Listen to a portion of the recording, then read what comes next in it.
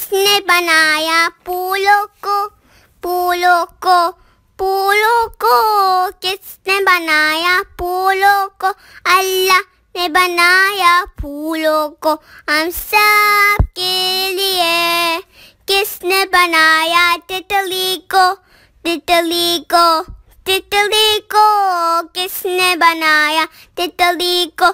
अल्लाह ने बनाया तितली को हम सब के लिए।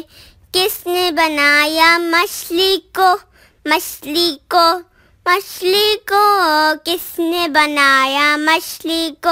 अल्लाह ने बनाया मछली को हम सब के लिए। किसने बनाया सूरज को, सूरज को, सूरज को?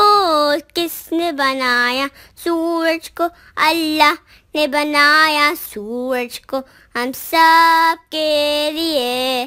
किसने बनाया चाँद को, चाँद को, चाँद को? किसने बनाया चाँद को?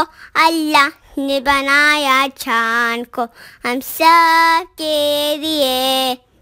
किसने बनाया हम सबको, हम सबको, हम सबको? किसने बनाया हम सबको?